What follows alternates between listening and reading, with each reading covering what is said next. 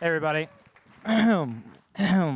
It's good to see you all. Thanks for sticking it out. Appreciate the people who stayed at the end of the conference.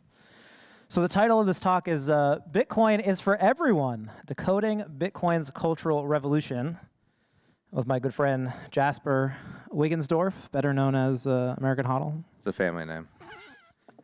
How many people here have been in Bitcoin for longer than a couple years? Maybe more than 2 years. Okay, great, because we're going to go through some deep cuts here. So AmericanHODL and I, we talk a lot about the culture of Bitcoin and the evolving history of Bitcoin. So I'm trying to start this conversation as much in the deep end as I can. So I'm gonna go as far out as I can and start.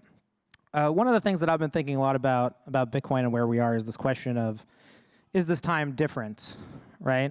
It feels different. It feels like we're winning on the world stage at a higher level than we've ever been winning. We're winning on Wall Street. We're winning in Washington. And I guess where I wanted to start is with the Trump election. I feel like this really demarcates the early stage of Bitcoin, and now we're in something else. I don't know what that something else is, but it's no longer early. And I think that with the Trump election, and now the U.S. sort of, I think we're going to enter an age where the United States is pushing Bitcoin and crypto technologies in a way that entrenches its role in the global financial system. So whatever Bitcoin and crypto, this revolution was, the existing financial system is going to migrate, it seems, intact, right? The existing order, the countries, the power structures, it seems like that's going to migrate in a way. There was all these potentialities maybe, right? All these ways the Bitcoin story could have unfolded. Maybe there were scenarios where the US didn't lead, where the US fell behind. Do you accept the premise that we are entering that the US is going to actually lead this transition, that this era of Bitcoin, and that this financial system is going to remain unchanged? I guess, yeah, this is as far as I can plunge into the depths of our conversations. Yeah, so, the thing I've been thinking about a lot is alignment. And the reason I'm thinking about alignment is because my framework is the framework you just described, where we've already won. I think Bitcoin has already won. I don't think it would be interesting for me and you to sit here on a stage in 2025 and talk about, like, I don't know, bro, you think Bitcoin's going to win? How many people think Bitcoin's going to zero out there? I mean, basically everybody in the audience, more or less, probably believes that Bitcoin is going to $1 million in short succession. And I think even when we crossed 100K, I realized that normie friends of mine, non-Bitcoiner friends, seemingly knew the price without being prompted by me, which is the first time that had ever happened before, where everybody seemed to know that it was $100,000, and seemed to, implicitly, maybe not explicitly, but implicitly understand and believe the story that Bitcoin is going to millions of dollars per coin. Right. Whereas 10 years ago, that was, I was mocked and derided for saying those things at the bar with friends. And that just feels profoundly uncomfortable. It feels very weird because it's a world in which we all have a level of responsibility I don't think any of us are prepared for. We can't just shoot spitwads in the back of the class. We actually have to get politically motivated, politically active. You've been elected the head of the class now. Right, which is a scary position to be in. It's like, I think, and I do think we have this role, as sort of like shepherds to try and help people understand what's happening. And we've had this role for 10 years. It's like, we've been warning that the flood is coming, that the rains are coming, and nobody's been listening to us. And I think now people are starting to get it. And implicitly, they believe that Bitcoin's going to millions of dollars a coin. So they believe in the Bitcoin story. They just don't believe that they are going to be a part of the Bitcoin story for whatever reason. So they believe they're going to live in the world where they get left behind. And it's sort of on us to be like, no, you need to come along as well. We need to save. Well, this is where I wanted to talk about this election and the United States role in the crypto financial system now, because this just seems like it's very much a thing that didn't have to happen, and it did happen. I mean, this week, the United States Securities Commission, the SEC, Securities Exchange Commission, launched its own crypto project. Said that they are going to migrate everything on chain. This is a world we live in now. Departments in the United States government are now dedicated to this. And so now, if we're out of the early era of Bitcoin, what is this stage to you? And what do we think about now? The U.S. as the country in the world. What I'm saying, I guess, is it didn't have to happen this way. I don't think, right? Maybe we could have had alternative situations. Is this happening?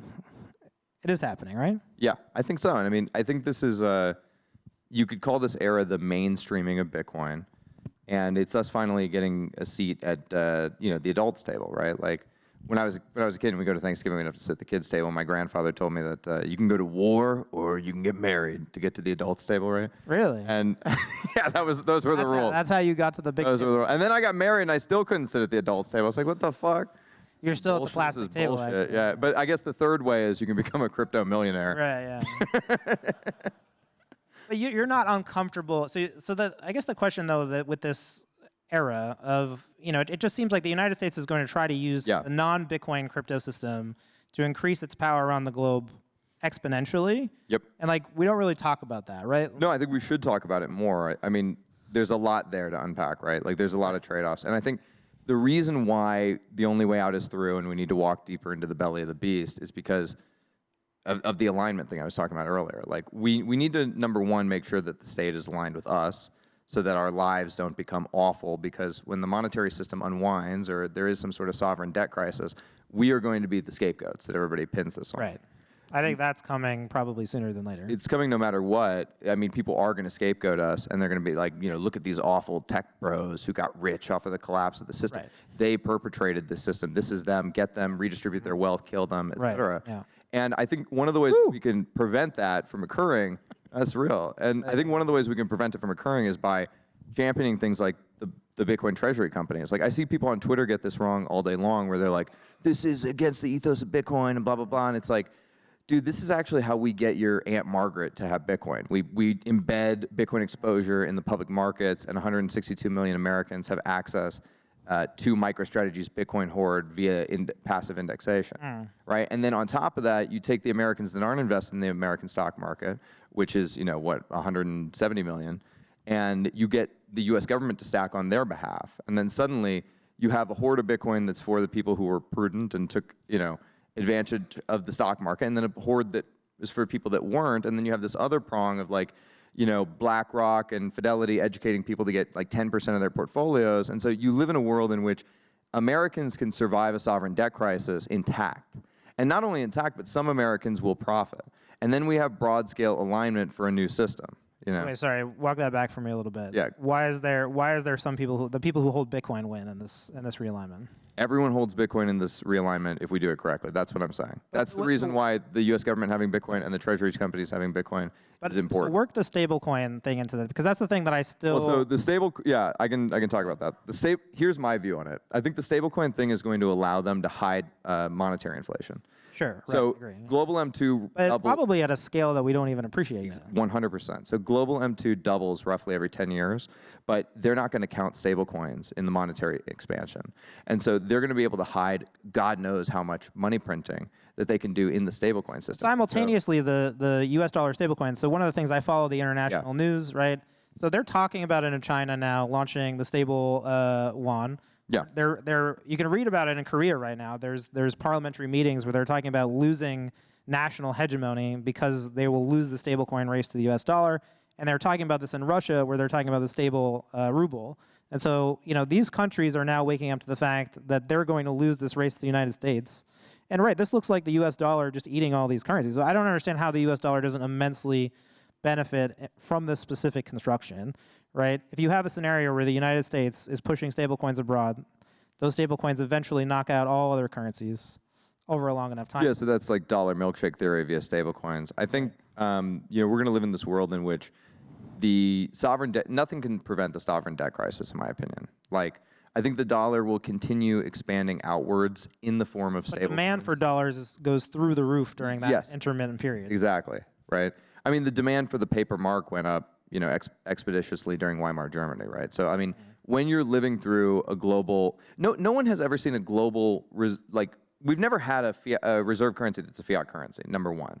And we've never seen a fiat currency crisis, global reserve. Well, I was just talking with the quantity True North kids, and I was saying, a lot of this Treasury stuff is based on CAGR, compound annual growth rate, measured in dollars.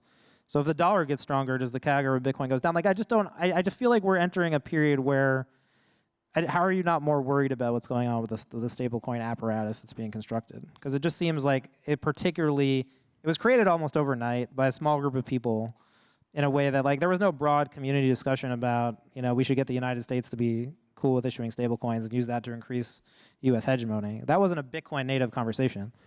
Well, a couple of reasons I'm not super worried about. Number one is like we killed the CBDC. Now, okay, you're going to Sure, say, but there's a... you're going to say we're going to get a de facto CBDC through like a collection of bank oligarchs, you know, JP Morgan Chase, Right. et cetera. That old thing, yeah. That's true, right? But we're not going to get like time decay in money yet anyway. So like that's something to be concerned about for a later day, right? Okay. And then I also think, you know, in terms of stablecoin expansion, it's what's necessary for America to win the global monetary reset. And if you look at where America's positioned in the world, we have literally nothing but the global monetary reset. Like we don't have manufacturing jobs. If there is some sort of like, you know, disastrous fiat collapse where suddenly all the fiat currencies go to zero, like rapidly, right? People I feel sort of conflicted about this because I, as someone who is a bit more maybe left on the political spectrum, this idea that we had this new technological system and then the existing power structure came along with it. It's like you lose the opportunity to change that, right? There could have been a scenario where maybe like an El Salvador-led coalition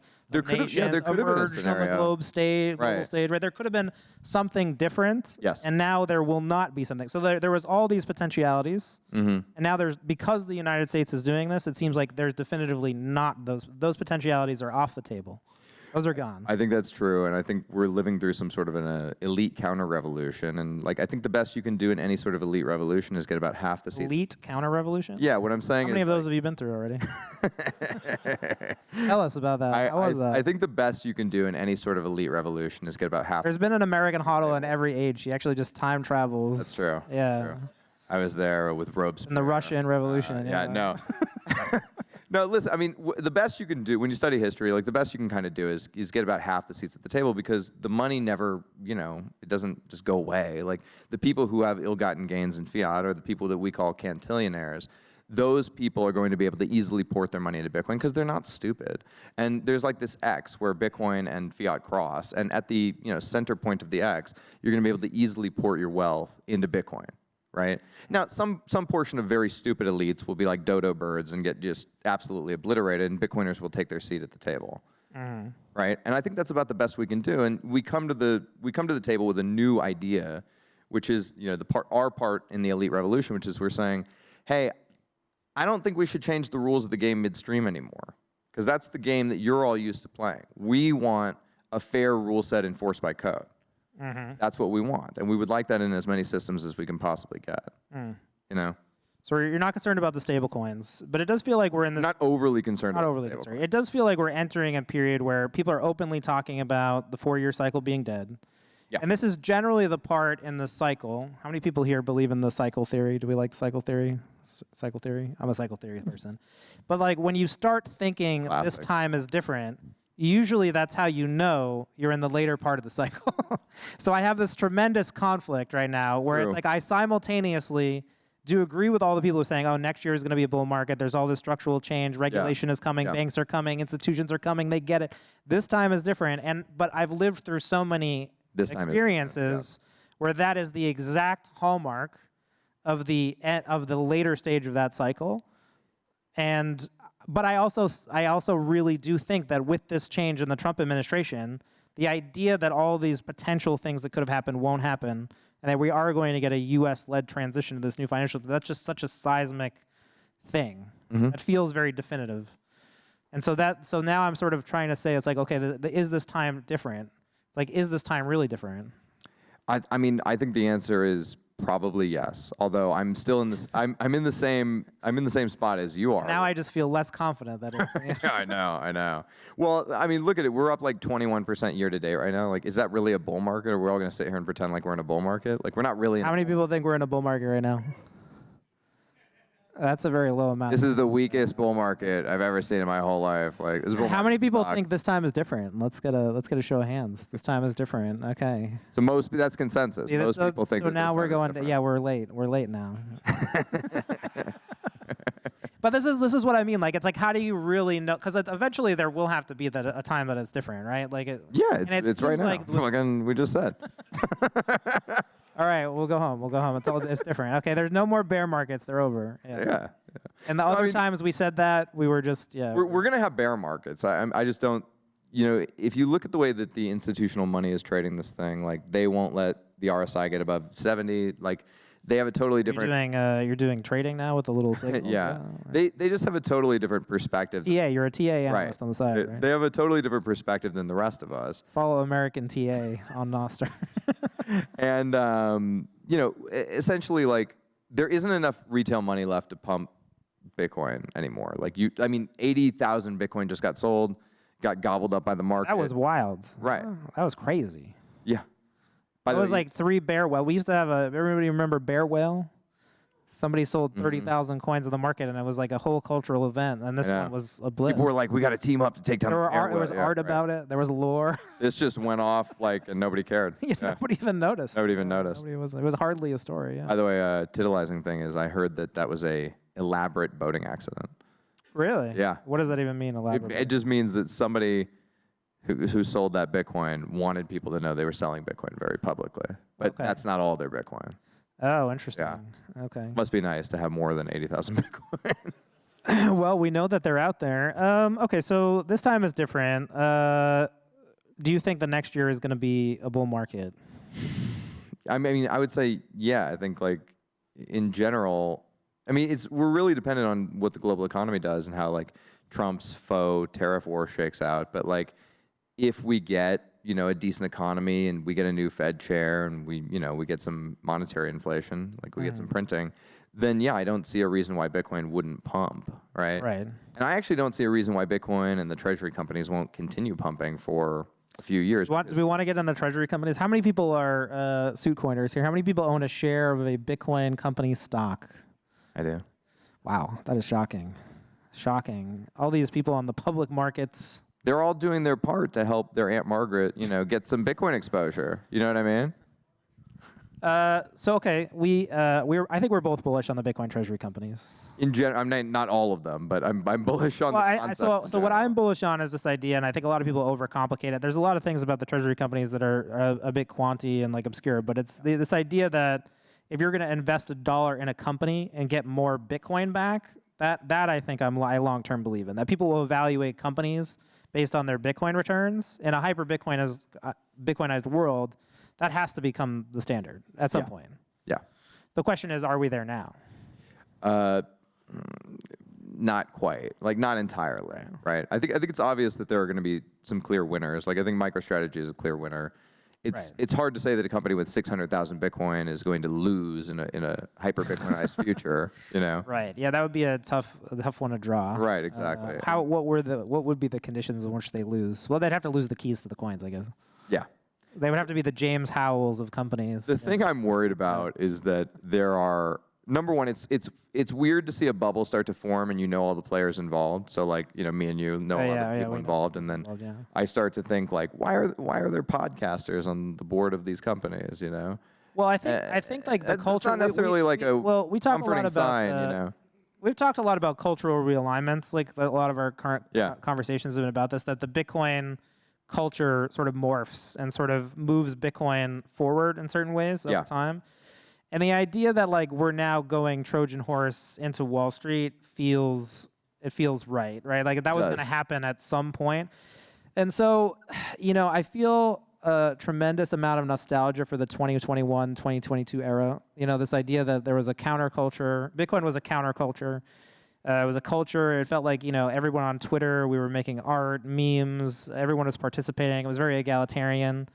And that's over. And I understand why people have a lot of emotion about that, because it does feel like in some ways, as Bitcoin scales, the culture, we talked about this, the culture is dying. Mm-hmm. I'm sorry, but the culture is dying. And I think it has to as Bitcoin grows.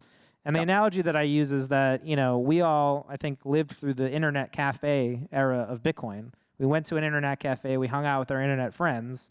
And the reality is if you go to a cafe today, it has the internet. There's no culture there for you. And I think that part, I get why people are angry at the Treasury companies, because they see the Treasury companies as taking that away. Yeah. I liked the culture of Bitcoin. I liked that part of it. But it does feel like it's being sort of torn apart a little bit at this point. Well, I think your internet analogy is apt. I've thought about that a lot since you said it to me the first time, and like it really is true that you used to have to go visit the internet. Now the internet's just everywhere; it's ubiquitous, right? And if someplace, but you also had an identity in that location, right? Yes. And you had an affinity. And a lot of people who came to Bitcoin in 2021, 2022, to them that is Bitcoin. Yeah.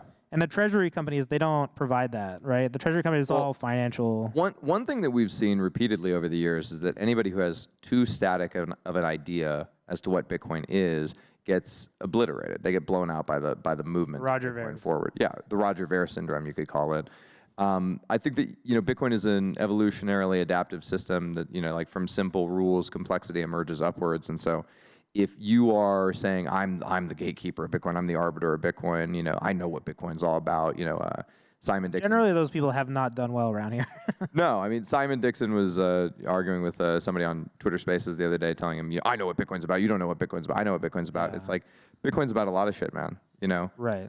It's very hard for you to gatekeep Bitcoin. But the idea that the culture is sort of that cultural part of Bitcoin is sort of being lost. I understand why people are reacting sort of somewhat negatively to that. It's just that I don't know how to. I don't think that stops. I think a lot of people made a bad trade, and the bad trade they made was clout over sats. They were like, "I'll be an important Twitter person," and I didn't stack as hard as I should have. And it's like, no, dude, like this. But you seemingly did both. How did you do it? I'm just that good, Pete. No, sats are the only thing that's important. Like your Twitter, I lost my Twitter phone, and I haven't tweeted in like 6 months. You had a dedicated Twitter phone? Yeah, because I'm addicted to Twitter, so I have a dedicated Twitter phone. And then I lost it, so I haven't tweeted in like 6 months, and like I couldn't give a shit less because it doesn't matter. The only thing that matters is how much Bitcoin you have. Right.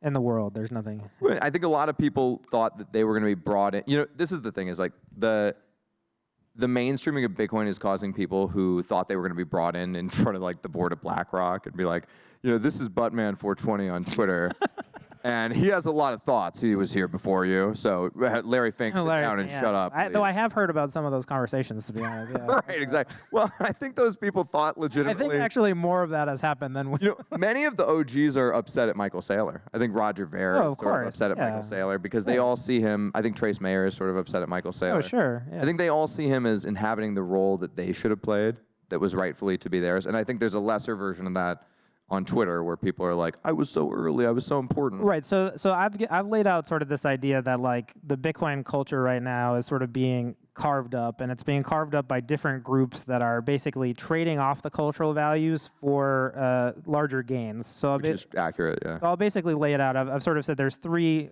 subcultures that have basically done this effectively. There was the sort of Bitcoin Season 2 crowd, which kind of I think pioneered basically trying to trading off the values of Bitcoin in order to try to subvert the crypto people and get them involved for a while. That was successful. I mean, say what you will, but half the chain was bloated with it. There was the America First Bitcoiners who orange-pilled Trump, and basically rather than Bitcoin being bipartisan, they explicitly made Bitcoin partisan. And then in the case of the Treasury companies, the trade-off there is, be stay humble, stack sats. Here you have raise debt, take on as much risk as possible, acquire Bitcoin. So in each case, you have the emergence of like a specific subculture that sort of, they traded off the Bitcoin culture. They broke some sort of rule. Yeah. They broke a cardinal rule of the Bitcoin culture, and they were tremendously successful. By the way, this has been true for a long time. This is not just true now. Like, Matt Odell is a privacy advocate who shows his face and his name. Right, like I showed up and in like 2018 and like love Matt Odell though. Bitcoin culture was very like prudent, and you didn't come out and brag and have swagger and be overly confident. And I started just being like, I think it's going to a fucking million, dude. Fuck you guys, right? And people respond to that rule breaking. And you're right, there is a cultural trade-off there where you can break a Bitcoin rule. But so we have like this Bitcoin orthodoxy, like of what it means to be a Bitcoiner, and yet we've now created these cultures that have been very successful by sort of breaking those rules. Yes. And then the dissonance then is like, well, what was the point of the rules, right? Like why establish the rule set? This is why it's like people there, like the Giacomos, who are very holy. We love Giacomo, Saint Giacomo. Like I respect them keeping the orthodoxy, but it's like, what do you say? Because these groups have definitely been successful. Like the groups that orange-pilled Trump, they were successful. Yeah, I think I would say something equivalent to like, I think it's maybe an order of operations where like it makes sense to break certain rules at certain times. It doesn't make sense to break them prior, you know, so that like as the system evolves upward, you're able to break different rules in different cycles. Like, but this is sort of like another reason I think like this time is different, like it kind of has merit, is because we've seen like these different groups be so successful. Yes. Whereas like in previous cycles, there was usually just like one major cultural group. Like here, there's like the America First Bitcoiners, like they're a very specific set of Bitcoiners. They care about America, then they care about Bitcoin. Or you have like the True North guys, like Jeff Right. Walton's here, and they have their whole own thing and like Right. their whole own movement, and it's like a GameStop movement within Bitcoin, centered around MicroStrategy, et cetera, Right. and some other treasury companies. And like I think that's super interesting what they have going on. And Right, but we're seeing like an expansion of the Bitcoin culture into like many different forms. Yeah. And it's like it's hard to in that we're losing this like monoculture. In 2021, there was very much like it felt like there was a monoculture that everyone. is it desirable for us to have a monoculture? I don't know. It's just something we've always had, and this goes back to the is this time different? Well, it's like this feels different because it's different than what we've seen before. Yeah, I think that like we're moving towards this sort of, you know, broad scale like American anarchy where like there's a reorienting of society around these like different tribes, and I think it's totally okay for you to be, you know, up here in Portland, part of like, you know, the vegan, you know, whatever BIPOC tribe or something, and then like you can be down in Texas with your guns and be part of the AR-15 meat only tribe, and like, you know, there's just many different tribes that you can belong to, and I think it's totally cool in a free association sense for in a Bitcoinized world for like all of those different groups to exist and be able to trade amongst themselves. Well, so one of the reasons that this cycle might not be different is that I think we both have a high degree of confidence that the Bitcoin treasury companies at some point, you know, they're getting cultural mass. There's cultural alignment behind this subculture, and eventually these companies will take on too much risk. There'll be too many latecomers, and eventually there'll be some sort of, you know, there seems like there's broad consensus, almost too much consensus around this.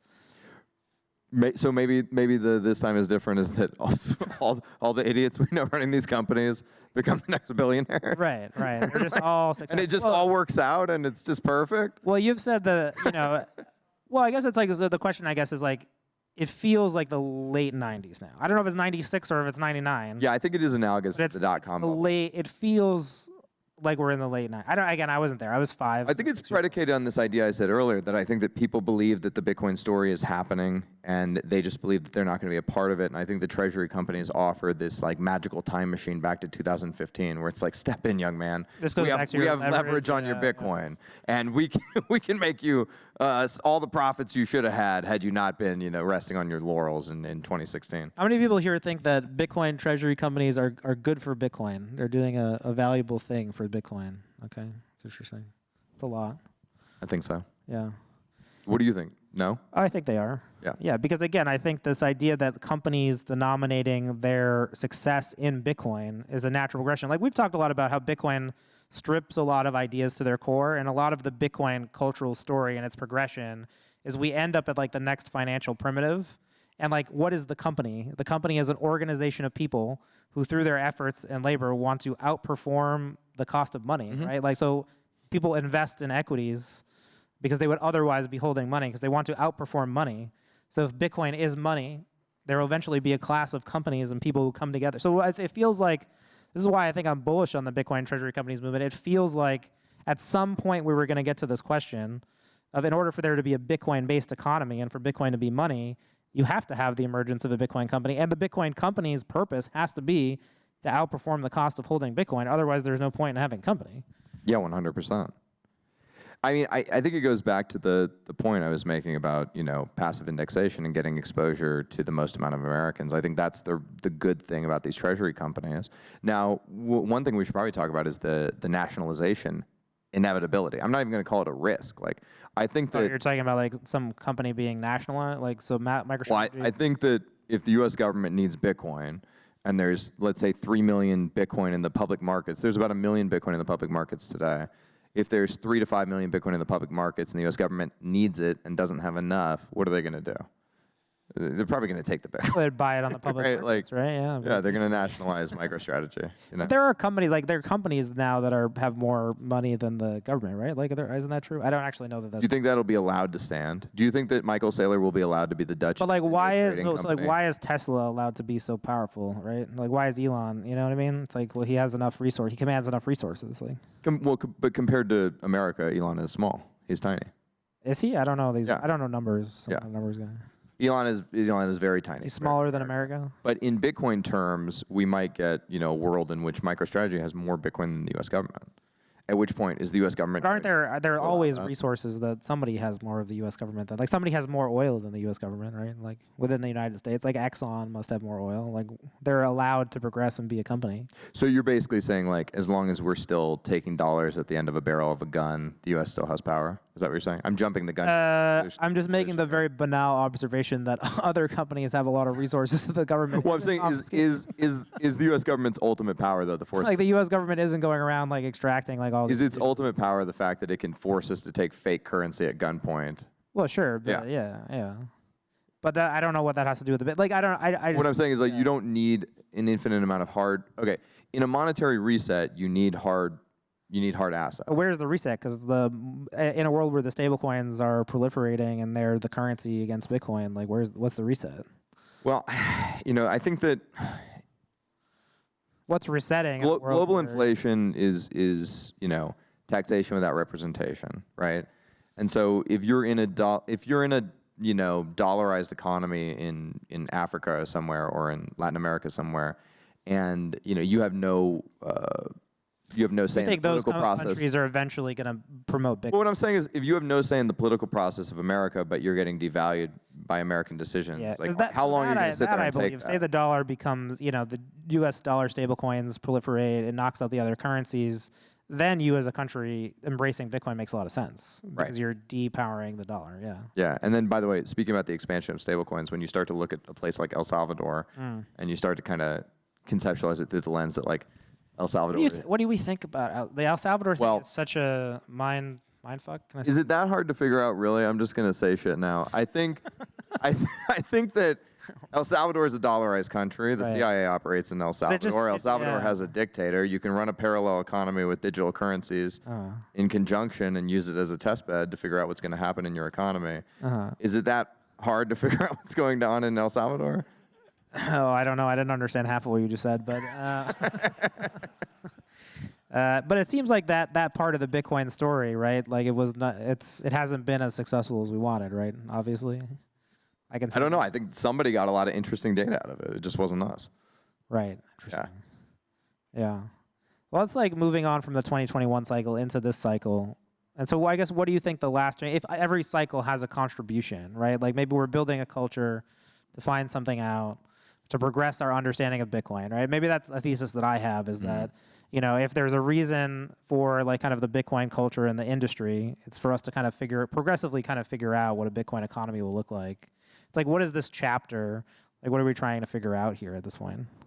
I guess the chapter would be something like collectivized, Bitcoin holdings. Like, I guess that's what the Treasury companies really are. How do a group of people coalesce around a single shared pool of Bitcoin and use it to their advantage? Right. Something like that. And through that, we'll learn what exactly. Because I think, in fact, maybe the mainstreaming of Bitcoin is the story of the collectivization of pools of Bitcoin, because up to this point, it's been an individual story. And it's now no longer an individual story in that sense. Let's talk about the U.S. government's Bitcoin side stuff. We've talked about the stablecoin stuff. Man, they're good at marketing. They're saying the same stuff in a lot of creative ways. What do we think about the strategic Bitcoin reserve? Do you think they're going to do it? Old Donnie, think he's got it? There's some novel legal theory that came up. That was the guys at BPI came up with, that allows them to do the Bitcoin strategic reserve currently. I think there's a lot of political. Well, don't they have it? Like, did he? Yeah, it exists, right?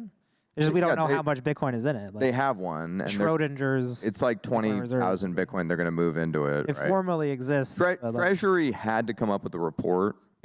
By By the way, this is The report was pretty wide. Yeah, terrible. Well, no, the report. crypto report was kind of a nothing burger. I was like, I realized adult people can turn in C report, like they can get a C on a report that the government produces. I was like, this is a C. Like if I was a teacher, like this is a failing. How much of that report was written by ChatGPT too? I mean, in today's day and age, probably right? a bunch of it. You know. And there was also much like stuff with like, how did you feel when you looked at they did like the Genesis block thing, but with the President Trump's quote. Did you see that? Yeah, but I just whatever. Who cares? Like that happens. Yeah, I know. I know.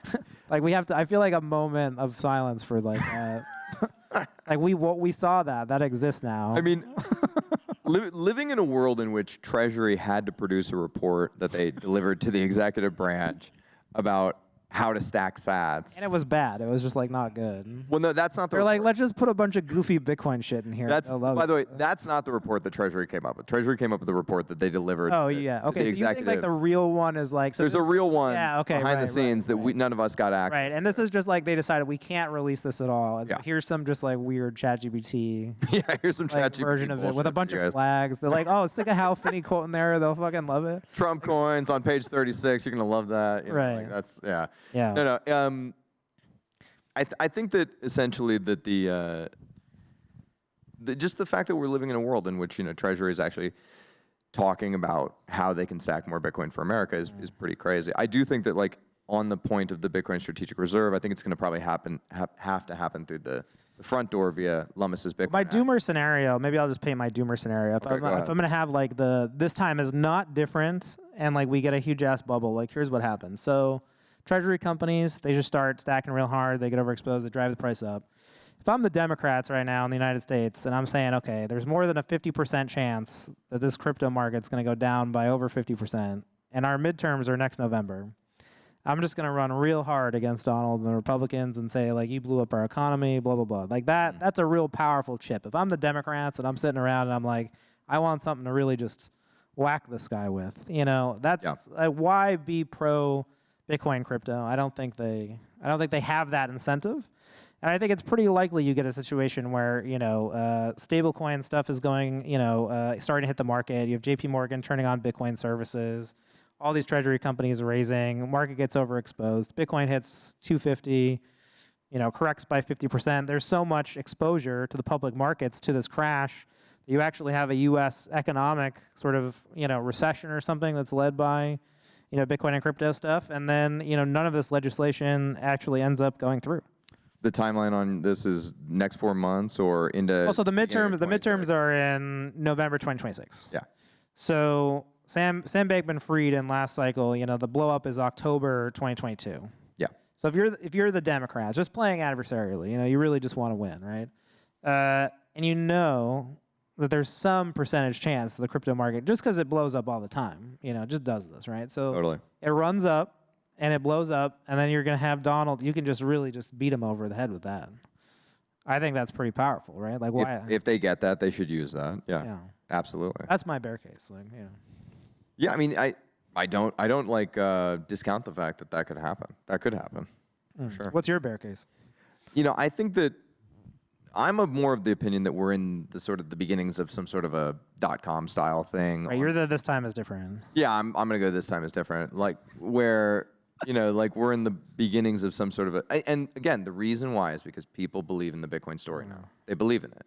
They didn't believe in it 5 years ago. Speaking of our friend Matt Odell, I remember him very strongly telling me that this time was different in 2022. I remember having that. Well, Matt says that every time, Have we checked in on him this time? I don't know. We should. I'm not on Nostr. Who's on Nostr? Who's the one guy who's on Nostr here? Is anybody? No, yeah, I would say that we're at the beginning of some sort of a... Oh, Matt said stay humble and stack sats. So. There you go. Yeah. We're at the beginning of some sort of a large, .com style thing, which is led by AI and the Bitcoin treasury companies. Like those are the kind of the two-prong approach. I like how you're inserting AI there, like just for the... Well, I think there's probably going to be an AI bubble, don't you think? I mean, the world is starting to wake up to AI. I just don't know. I use Perplexity, yeah. Well, Michael Saylor said that he's doing AI-enabled, AI-led strategies. Right, the whole Bitcoin treasury company movement was really started by AI. Well, I do have to wonder how many of these perpetuals ChatGPT came up with. Well, didn't he say that like most of them were? Like I'm pretty sure like he actually is on the record saying that that's how it happened. His last several talks have been completely Okay, so I gave the bear case, the bull case. of this cycle is that it's the dot-com bubble. We all buy equities and then we all get rich. That's what you. Well, and then it all collapses. We all get destroyed. Right. You know, the dot-com bubble ended very badly. So how do you be a Bitcoiner? How do you, as the authority on being a good Bitcoiner and being a righteous American Bitcoiner, how do we live our humble lives in your view?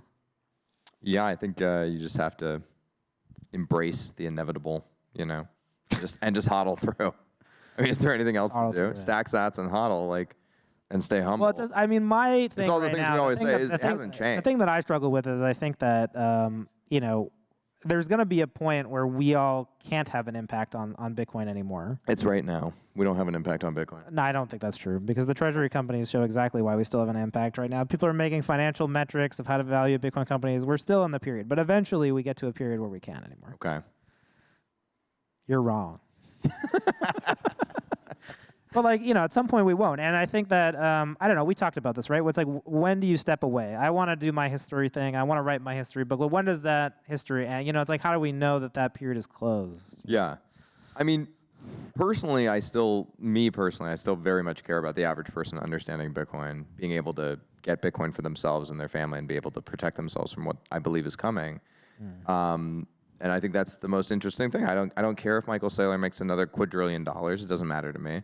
But if I see somebody who wasn't supposed to win in the current system end up winning in the Bitcoin system and becoming aligned with us, that makes me feel good, right? And I like to see, because the nihilism of the millennial and the Gen Z generation it's just so awful, and it's everywhere you look. You're gonna be the old guy now, is just castigating, It's like, I'm a millennial, right. It's my generation, right? Well, I think you have to do Gen Zs and Gen As, right? It's the. Well, yeah, Gen A's like fourth grade or something. Are they? Yeah, it was pre-COVID, right? I don't know. But listen, the nihilism of younger generations is that everyone is basically living in a world in which they accept as a fact that they're going to do worse than their parents did. And that... Oh, we have 1 minute. I was going to say there was no clock, so... The only people who are able to escape that I've seen are, essentially Bitcoiners. When you come to a Bitcoin conference, their lives are getting better, they're improving, they're getting healthier, they're getting wealthier, they're having families. Are your lives all getting better? Show of hands. See? Okay. We can end with that. Everybody's lives are getting better. Yeah. That's great. It is good. It's fantastic. That's what I'm saying. That's what I like. Okay. Cool. Well, I'm glad we had this conference so that we could just all realize how great our lives are. All right. Well, thanks. Isn't that what every Bitcoin conference is? Just us coming together and being like, we fucking rule, dude. We're great. It's a good time. We're right as shit, aren't we? These other people are terrible. Yeah. These other people who are not in this room, they suck. They're bad. How come nobody understands us, bro? I feel like we're so smart. But does it bother you that the rooms are still small, in that context? No, that's why. Shouldn't they be getting big? It's the most fun when it's still small. All right. Well, thanks for coming out. This has been Bitcoin is for everyone, decoding Bitcoin's cultural revolution with Pete Rizzo and Jasper Vanderhoots. It's a family name. Thanks, everybody. All right. Thank you, HODL. Thank you, Pete. Where else other than Bitcoin you get your closing speakers with sunglasses? I love it.